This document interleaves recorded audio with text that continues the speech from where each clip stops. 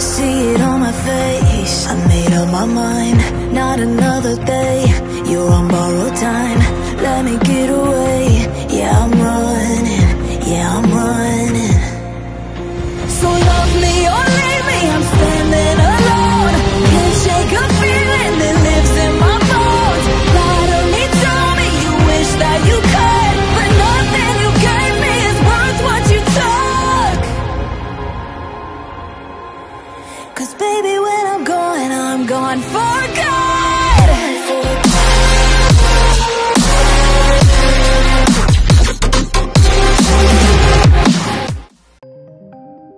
Melanjutkan dari kisah sebelumnya.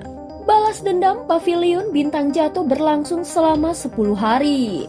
Dalam waktu singkat, lebih dari 20 sekte dimusnahkan. Faksi-faksi ini tidak mampu melawan kekuatan yang dipimpin oleh Ban Seng tingkat tinggi, Dao Seng Bintang 1 dan banyak ahli top dari Pavilion Bintang Jatuh. Ledakan kekuatan ini mengejutkan seluruh Center Plains. Selama ini Pavilion Bintang Jatuh hanya terlihat tenang dan tidak menonjol, membuat banyak faksi meremehkan mereka. Namun kini semua sadar, faksi ini ternyata adalah harimau yang diam tetapi menggigit ketika tersinggung. Setelah 10 hari, pasukan Pavilion Bintang Jatuh ditarik mundur. Xiaoyan dan Yalo tidak berniat membantai semua pihak. Cukup sampai reputasi mereka tertanam dalam ketakutan. Di sisi lain, Hall of Soul tetap diam sepanjang pembantaian ini. Mereka tidak ikut campur dan tidak memberi bantuan pada aliansi sungai yang mendalam. Sikap diam ini justru membuat Xiaoyan waspada. Jelas Hall of Soul bukan tidak peduli, tetapi mungkin sedang menunggu waktu untuk memberikan serangan mematikan. Kelompok Xiaoyan tahu bahaya belum berakhir. Meski Xiaoyan kini seorang Dao Seng, menghadapi Hall of Soul atau klan Hun tetap harus sangat berhati-hati. Untuk menghadapi kekuatan sebesar itu, aliansi adalah prioritas utama.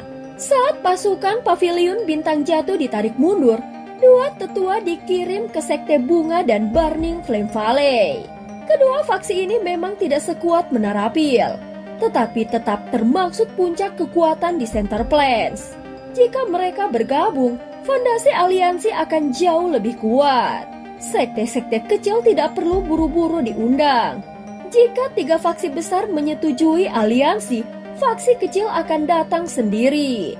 Dengan standar seleksi yang tinggi, aliansi super setara Hall of Soul bisa lahir di tangan Xiaoyan. Xiaoyan menghela nafas pelan melihat tetua itu hilang di langit. Sekarang mereka hanya bisa menunggu jawaban. Jika Sekte Bunga atau Burning Flame Valley menolak, rencana aliansi akan goyah. Xin berganti di Sekte Bunga. Pada saat ini aroma bunga samar memenuhi aula utama Sekte Bunga. Aula itu luas namun sunyi. Hanya ada beberapa orang yang duduk. Yun Yun hadir namun bukan di kursi pemimpin. Posisi itu ditempati oleh 2 wanita berpakaian kuning pucat. Keduanya tampak tidak begitu tua. Hanya ada garis halus di sudut mata yang memberi pesona yang matang. Para sesepuh Sekte Bunga duduk di bawah mereka dan menunjukkan rasa hormat kepada kedua wanita itu. Menandakan keduanya memiliki status jauh lebih tinggi dari penampilan mereka. Pada saat ini aula besar Sekte Bunga sunyi hingga salah satu wanita di kursi pemimpin bertanya pelan sambil menatap gulungan bersegel Pavilion Bintang Jatuh. Penatua pertama, apa pendapatmu tentang tawaran ini? Penatua pertama berpikir sejenak sebelum menjawab hormat. Penatua Agung, Pavilion Bintang Jatuh sekarang jauh lebih kuat dari dulu. Bahkan Sekte Bunga tidak bisa dibandingkan dengan mereka.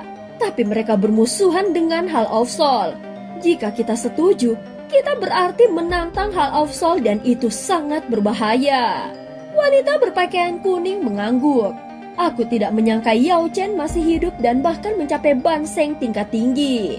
Muridnya lebih gila lagi. Dia sudah mencapai Dao Seng. Mereka memang lebih kuat dari Sekte Bunga. Dan Hall of Soul, kita pernah bentrok dengan mereka. Itu memang sangat merepotkan. Yun Yun akhirnya angkat bicara. Memang beresiko, tetapi juga kesempatan besar bagi Sekte Bunga. Kita stagnan selama bertahun-tahun, selalu ditekan sekte langit mendalam. Jika kita bergabung, reputasi kita akan bangkit lagi, ucap Yunyun. Segera wanita berpakaian kuning tersenyum kecil. Sekte langit mendalam memang seperti lalat. Dulu aku dan kakakku hanya banseng menengah. Meski kerjasama, hasilnya imbang melawan iblis tua Tianming. Kakakku baru naik ke banseng tingkat tinggi dan ingin mencarinya. Tetapi ternyata Xiaoyan yang membunuhnya. Dia menoleh ke Yunyun dengan nada menggoda. Yunyun, ku dengar kau dan Xiaoyan punya hubungan. Akan bagus jika kau bisa menarik orang seperti itu ke sekte bunga. Mendengar kata-kata ini, Yunyun hanya menghela nafas dan menggeleng. Wanita itu tertawa sebentar lalu berkata, keputusan ini tetap harus ditentukan oleh kakak perempuan. Pada saat ini semua mata tertuju pada wanita berwajah dingin di kursi utama. Yunyun menggenggam tangan erat. Meskipun dia kepala sekte, keputusan sebesar ini tetap berada di tangan dua sesepuh agung. Dia hanya bisa berharap sekte bunga mau berdiri di sisi paviliun bintang jatuh. Wanita berwajah dingin itu akhirnya akan bicara singkat dan tegas. Kita akan bergabung dalam aliansi dan melawan Hall of Soul. Mendengar kata-kata ini, Yunyun menghela napas lega. Para sesepuh lain sempat ragu namun akhirnya ikut mengangguk. Wanita berpakaian kuning tersenyum samar. Aku sudah menduga kau akan memilih ini. Dulu kau bahkan berani membantah gurumu demi orang itu. Tetapi kau juga tahu, guru tidak terlalu campur tangan dalam urusan seperti ini.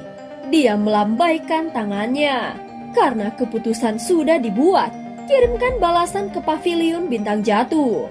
Dimengerti, jawab para sesepuh serentak. Scene berganti di Burning Flame Valley. Aliansi melawan Hall of Soul. Mereka memang busuk. Tetapi siapa yang mau menantang mereka tanpa alasan? Tidak mungkin, suruh mereka pergi. Di hutan bambu Burning Flame Valley, seorang kakek berambut merah membanting gulungan ke atas meja batu. Wajahnya penuh ketidaksabaran. Tang Zhen dan Tang Heuer hanya bisa tersenyum pahit. Meski sudah tua, wataknya masih meledak-ledak. Kakek itu batuk keras setelah marah. Segera Heuer dengan cepat maju dan menepuk punggungnya. Heuer memang paling perhatian. Kumam si kakek lalu menatap melirik gulungan itu. Xiaoyan itu dosen bintang 1, masih muda. Kalau wajahnya lumayan, suruh dia menikahi Tang Heuer. Baru aku setuju dengan aliansi, ucap kakek tua itu. Wajah Heuer merah padam. Dia menghantam punggung sang kakek sambil berteriak malu. Orang tua, teruskan bicara begitu. Nanti tidak akan ada yang mau mengurusmu sampai mati. Tang Zhen batuk kecil. Heuer, jangan kasar. Kakek itu terkekeh aneh. Bisa mencapai level itu di usia muda dan mampu membuat kalian berdua berdiri di pihaknya. Jelas bocah itu tidak biasa.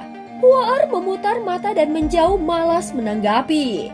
Tang Zhen menambahkan, leluhur, mereka juga bilang, kalau kita setuju dengan aliansi, mereka akan menyembuhkan luka tersembunyimu. Kakek itu menaikkan alisnya mengunyah buah sambil bertanya dengan santai.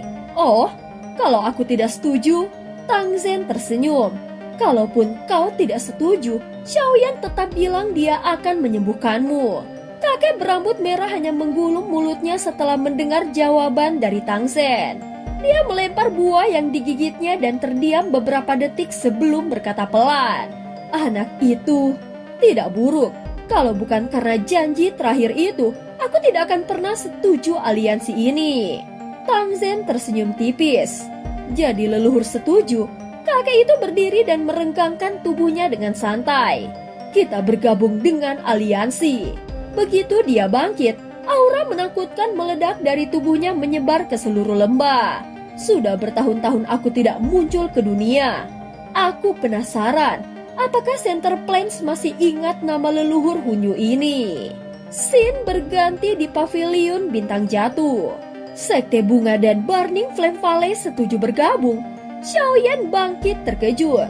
Wajahnya penuh gembira ketika mendengar laporan para sesepuh. Ya, Mereka sudah memberi jawaban jelas dan menunggu perintahmu untuk pengumuman, jawab seorang sesepuh sambil tersenyum. Xiaoyan, Cailin, dan yang lainnya menghela napas lega.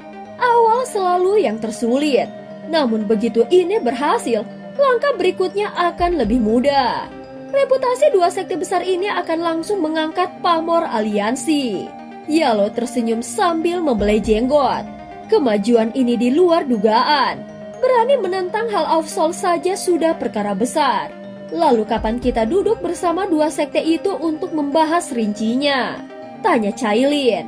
Jangan terburu-buru. Walau mereka setuju, itu belum cukup untuk melawan hal Aufsol. Kita masih harus mengikat Piltover. Tanpa mereka, aliansi ini belum cukup kuat. Ucap Yalo menggelengkan kepalanya. Xiaoyan mengangguk. Kegembiraannya mulai mereda. Dia tahu kunci terbesar bukan sekte bunga atau Burning Flame Valley, tetapi itu Piltover. Jika mereka ikut, barulah aliansi benar-benar memiliki bobot di Center Plains. Jika Piltover bergabung, aliansi mereka tidak akan kalah meski berhadapan langsung dengan hal Aufsol. Tapi Xiaoyan juga tahu, meyakinkan Piltover bukanlah hal mudah. Mereka selalu netral sejak berdiri. Meski membenci hal Aufsol, mereka belum tentu mau terlibat perang. Bagaimana kalau kita kirim surat dulu untuk menyelidiki? Usul dokter peri kecil. Tidak bisa sembarangan. Untuk meyakinkan mereka, aku harus datang sendiri bersama Xiaoyan. Mengirim orang lain pasti akan gagal. Ucap Yalo langsung menggeleng. Baik, Xiaoyan juga setuju. Piltover berbeda dengan sekte lain. Jelas mereka harus datang langsung. Kalau begitu aku urus pavilion bintang jatuh. Urusan dalam sudah hampir beres. Kapan kalian berangkat? Ucap Cailin mengangguk. Masalah ini tidak boleh ditunda. Kita berangkat hari ini. Ucap Xiaoyan. Pada saat ini Xiaoyan bertukar pandang dengan Yalo dan keduanya menjawab secara bersamaan. Masalah ini harus diselesaikan secepatnya. Setelah keputusan dibuat, Xiaoyan dan Yalo segera bersiap dan berangkat menuju wilayah Pil. Karena pavilion bintang jatuh baru saja stabil, hanya mereka berdua yang pergi. Adapun Cailin, dokter peri kecil dan yang lainnya tinggal menjaga pavilion. Sebagai dua elit Daoseng, mereka merobek ruang dan tiba di kota Pil Suci dalam setengah hari. Xiaoyan merasa emosional. Disinilah namanya pertama kali mengguncang Center Plains saat memenangkan Pil Gathering dan menggagalkan rencana hal Aufsol. Secara tidak langsung Menara Pil berhutang budi padanya. Pada saat ini mereka tidak berhenti di kota. Mereka langsung menuju Menara Pil dan dibawa ke aula besar. Seorang tetua segera pergi untuk memberitahu tiga pemimpin Menara Pil. Pada saat ini di dalam aula, Yalo menyesap teh sambil tersenyum. Tiga orang tua itu sepertinya lebih terbuka sekarang. Tidak lama suara langkah cepat terdengar. Pintu terbuka disusul tawa lantang. Hahaha, tamu yang langka. Yalo, tak kusangka bisa melihatmu lagi. Suan Kongzi masuk sambil tertawa. Diikuti Tian Lazy dan Suan Yu. Mata keduanya dipenuhi kegembiraan saat melihat Yalo duduk tenang dengan cangkir teh di tangannya. Sudah lama sekali sejak terakhir kali kita bertemu. Apa kabar? Ucap Yalo meletakkan cangkir tehnya. Dia melihat ketiganya dan menyapa mereka dengan tersenyum. Suan Kongzi bersama dua pemimpin lainnya dengan cepat melangkah dan berdiri di depan Yalo. Melihat wajah lama itu, Suan Kongzi menghela nafas pelan dan menepuk bahunya. Tak kusangka aku masih bisa melihatmu selagi kita hidup. Yalo tersenyum lebar, lalu menoleh ke Suan Yi sambil bercanda. Sudah bertahun-tahun, tapi kau masih secantik dahulu. Tidak seperti kami yang sudah tua. Pipi Suan Yi memerah, matanya berkaca-kaca. Sikapnya seperti gadis muda membuat Xiaoyan sedikit tercengang. Jelas kepala Menara Pil ini menyimpan perasaan pada Yalo. Mereka berempat mengobrol hangat, sementara Xiaoyan hanya bisa berdiri di samping tanpa menyela. Setelah cukup lama, Suan Kongzi akhirnya menoleh pada Xiaoyan dan tertawa. Yalo benar-benar punya murid yang hebat. Masih muda tetapi sudah dauseng. Dan juga setia. Kalau waktu itu Yalo mati, mungkin aku sendiri yang akan berusaha merebutmu. Ucap Xuan Kongzi. Xiaoyan tersenyum masam. Penatua Xuan Kongzi, jangan bercanda dengan junior kecil ini. Xuan Kongzi menggeleng sambil tersenyum. Aku tidak pantas lagi disebut yang tua. Dalam hal Doki maupun alkimia, rasanya aku sudah tidak bisa menyaingimu. Walau dia baru menembus Banseng setahun lalu, dia bisa merasakan kekuatan Xiaoyan kini seperti lautan tanpa batas yang tidak bisa dia tebak. Xuan Kongzi akhirnya memotong obrolan yang santai ini. Baiklah, kalian tidak datang tanpa alasan. Yao tua, pasti ada urusan besar kan? Ucap Xuan Kongzi. Iya, ekspresi Yalo mengeras. Lalu dia menjelaskan rencana aliansi melawan Hall of Soul dari awal sampai akhir. Xuan Kongzi mengerutkan keningnya. Aliansi? Kau tahu sendiri orang-orang tua di Menara Pil sangat keras kepala. Ini tidak mudah. Ucap Xuan Kongzi. Aku tahu. Jawab Yalo pelan. Tapi Hall of Soul terlalu kuat. Tidak ada satu pihak pun yang bisa menahan mereka sendirian. Aku pernah ditangkap Hall of Soul. Rencana mereka mengumpulkan jiwa bukan tanpa alasan. Mereka menyusun sesuatu. Xuan Kongzi mengangguk. Meski itu belum cukup untuk meyakinkan para tetua. Xuan Yi menimpali dengan lirih. Seandainya leluhur masih ada, satu kata darinya saja bisa memutuskan hasilnya. Leluhur hilang lagi. Yalo terkejut. 3 kepala besar itu hanya bisa tersenyum pahit dan mengangguk. Leluhur? Siapa itu? Tanya Xiaoyan penasaran. Dia salah satu pendiri Menara Pil. Kata-katanya setara keputusan final. Jika dia setuju dengan aliansi, maka itu akan selesai. Jika tidak setuju, maka tidak ada harapan. Ucap Xuan Kongzi. Tapi dia suka mengembara. Dia sering hilang bertahun-tahun dan hobi anehnya adalah mencari ibu hamil. Bukan ibunya, tapi janin yang mati sebelum lahir. Dia akan masuk ke rahim hidup sebagai bayi itu. Tumbuh hidup penuh sampai tubuh itu mati. Katanya itu adalah mengalami hidup sejati. Ucap Xuan Kongzi. Orang ini unik sekali. Ucap Xiaoyan tertegun. Dia bahkan bukan manusia. Wujud aslinya adalah sebuah pil obat. Ucap Xuan Kongzi menatap Xiaoyan dengan serius. Bukan manusia, pil obat di tingkat legendaris. Ucap Xiaoyan terkejut. Biasanya pil obat yang mengalami pil petir 9 warna akan memiliki kecerdasan dan berbentuk binatang. Namun pil obat tingkat 9 legendaris bisa berubah menjadi manusia dan bahkan berlatih layaknya kultivator. Xiaoyan sendiri hanya pernah membaca tentangnya di buku kuno. Hahaha, pil obat di tingkat itu sangat langka. Bahkan di zaman kuno, bagaimana mungkin seseorang bisa membuatnya sekarang? Ucap Xuan Kongzi sambil tersenyum. Dia tidak heran melihat keterkejutan dari Xiaoyan, karena dia sendiri dulu tertegun lama ketika pertama kali mendengar tentang wujud asli sang leluhur. Penatua yang menciptakan leluhur Menara Pil adalah salah satu pendiri menara itu. Dia meninggal setelah menghabiskan seluruh kekuatannya untuk memperbaiki pil obat tingkat 9. Saat meninggal, seluruh jiwanya masuk ke dalam pil tersebut dan menyebabkan pil itu berubah wujud. Pil obat itu kemudian berubah menjadi manusia dan tetap tinggal di Menara Pil sebagai penjaga. Ucap Xuan Kongzi sambil tertawa. Seiring waktu, leluhur itu berkali-kali menyelamatkan Menara Pil dari kehancuran. Tetapi setelah semuanya aman, dia selalu menghilang tanpa jejak. Ucap Xuan Kongzi lagi. Segera Xiaoyan mengusap keringat dingin. Asal-usul leluhur itu sungguh luar biasa. Sebuah pil Xuan tingkat 9 yang bermutasi. Dia tahu pil tingkat 9 terbagi menjadi 3. Pil harta karun, pil Xuan, dan pil emas. Kebanyakan pil di dunia hanyalah pil harta karun. Sementara pil Xuan jarang muncul. Dan pil emas hanya ada di zaman kuno. Di atas semuanya ada pil legendaris yang bahkan sekarang tidak seorang pun bisa membuatnya.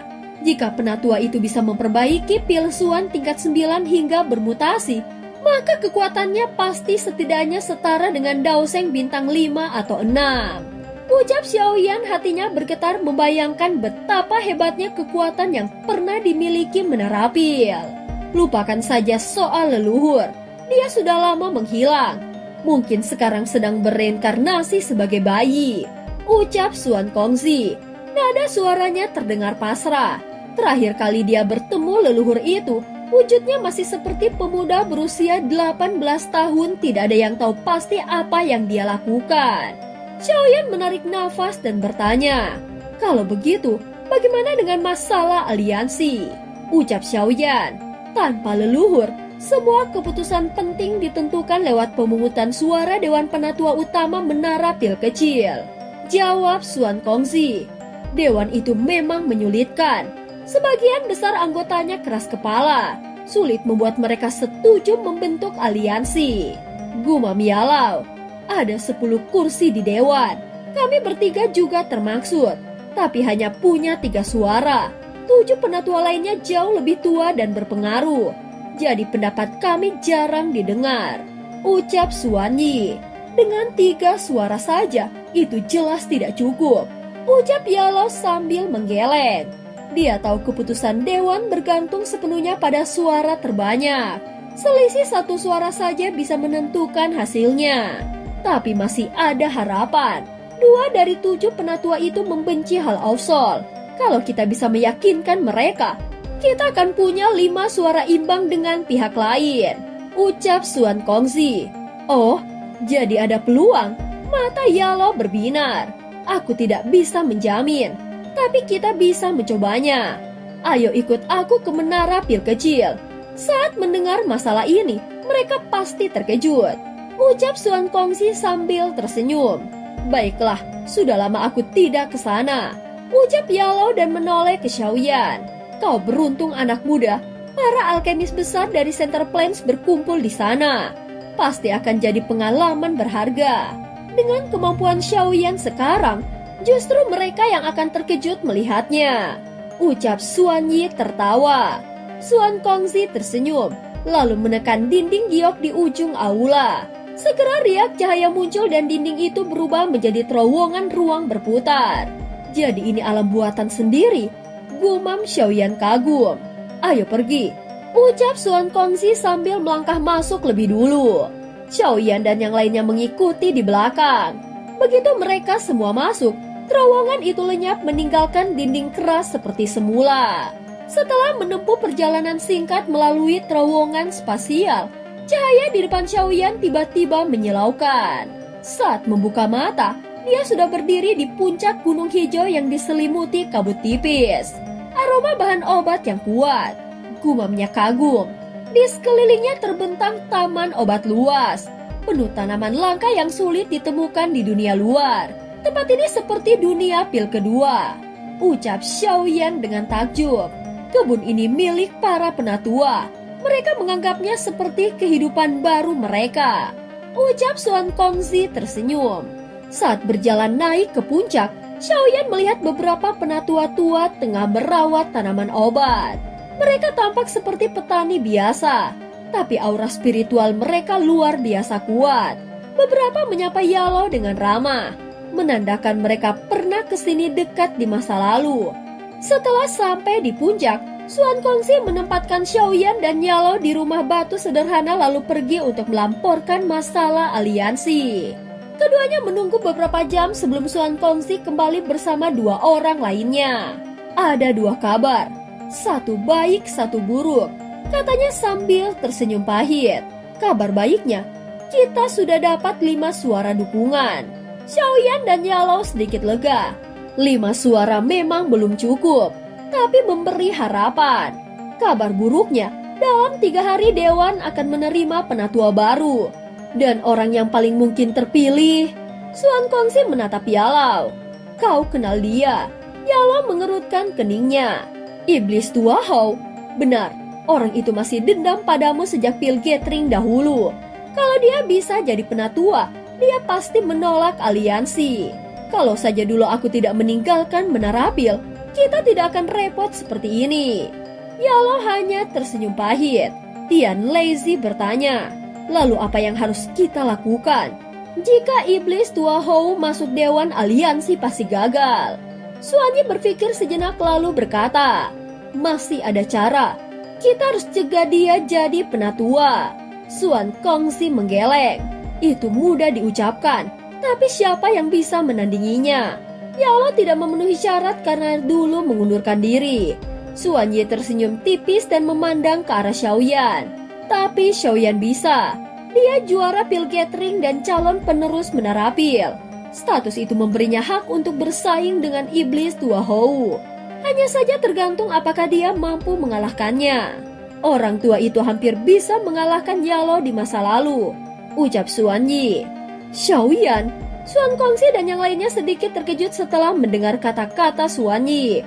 Meskipun senioritas iblis tua Hou jauh melampaui Xiaoyan, Xiaoyan mungkin bisa bersaing dengan orang tua ini dengan kemampuannya saat ini, ucap Suanyi. Yalo tertawa kecil. Baiklah, biarkan Xiaoyan yang melawannya. Aku ingin iblis tua itu tahu bukan cuma aku. Bahkan muridku pun bisa mengalahkannya, ucap Yalo. Hahaha, kalau begitu, wajahnya pasti akan hijau karena malu, ucap Tian Lazy tertawa keras. Xiaoyan hanya bisa tersenyum. Mereka sudah memutuskan begitu cepat, tapi dia tahu pertarungan ini akan menentukan nasib aliansi. Dengan kemampuan alkimianya sekarang, dia tidak merasa gentar sedikit pun menghadapi lawan sekuat itu. Berapa warna petir pil yang bisa dihasilkan iblis tua itu? Tanya Xiaoyan serius. Suan Kongzi berpikir sejenak.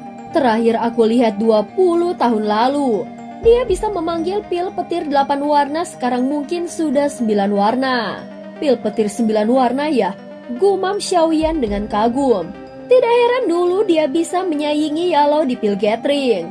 Kemampuannya memang luar biasa. Yalo mengerutkan dahinya. Kalau begitu, Xiaoyan harus bisa membuat pil tingkat 9 untuk mengalahkannya. Tapi pil tingkat 9 bahkan yang paling rendah sekalipun bukan hal mudah. Iblis tua itu punya pengalaman puluhan tahun lebih banyak darimu. Suan Kongzi dan dua lainnya mengangguk. Benar, jadi apakah kau yakin bisa melakukannya? Aku bisa mencobanya, ucap Xiaoyan. Selama 2 tahun terakhir, kekuatannya meningkat pesat. Kekuatan spiritualnya sudah menembus ke tingkat alam jiwa surgawi. Kini dia tidak akan kalah dari para alkemis senior manapun. Kelompok Suan Kongzi lega mendengar keputusan dari Xiaoyan. Ayo lakukan ini. Kami akan mengurus izin agar dia bisa ikut kompetisi. Dengan gelar juara pil gatheringnya itu tidak akan jadi masalah, ucap Suan Kongzi. Iya, jawab Yalo dan Xiaoyan bersamaan. Suan Kongzi tertawa. Kalian berdua tinggal di sini 3 hari. Tempat ini cocok untuk alkemis. Segera dia lalu pergi bersama Suanyi dan Tian Lazy untuk mengurus izin Xiaoyan mengikuti seleksi penatua. Selama 3 hari di Pil Tower, banyak alkemis senior datang mengunjungi Yalo. Kebanyakan adalah rekan lama yang ingin bertemu kembali. Atas izin gurunya, Xiaoyan pun berkenalan dengan mereka.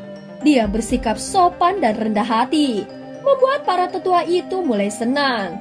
Saat tahu kemampuan alkimianya sebanding dengan Yalo, mereka pun memandangnya dengan kagum.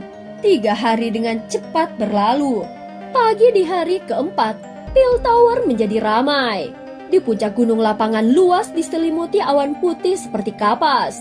Dan banyak alkemis tua telah berkumpul di sana, semuanya tokoh besar yang dihormati di Center Plains. Ketika Yalo dan Xiaoyan muncul bersama Suan Kongzi, banyak orang menyapa mereka. Namun suasana berubah saat mendengar suara dingin. Yao Chen, ternyata kau masih hidup.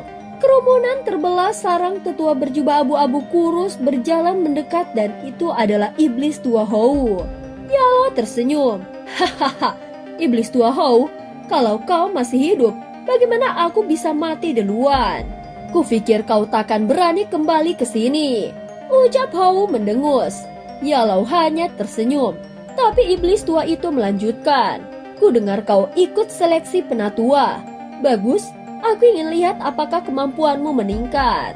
Sayangnya bukan aku yang ikut, tapi muridku. Jika kau ingin menandingiku, kalahkan dia dulu. Ucap Yalo dengan santai. Anak sekecil ini layak ikut. Kau pikir ini center plans? Ini menarapil. Ucap Hao menatap Xiaoyan dan mencibir. Beberapa tetua lain tampak ragu. Namun Suan Kongzi berkata tegas, dia juara pil gathering. Apa itu belum cukup? Ucap Suan Kongzi. Juara pil gathering? Wajah Hao menegang. Dia pernah kalah tipis dari Yalo di ajang itu. Dan kini muridnya meraih gelar yang sama. Bahkan Xiaoyan memenangkan pil gathering dengan pil petir 5 warna. Ucap Suan Yi menambahkan. Seketika para tetua terkejut. Dulu mereka bahkan sulit menimbulkan satu warna pil petir. Wajah Hao pun menegang malu. Dia mendengus. Pil petir 5 warna? Tidak ada yang istimewa.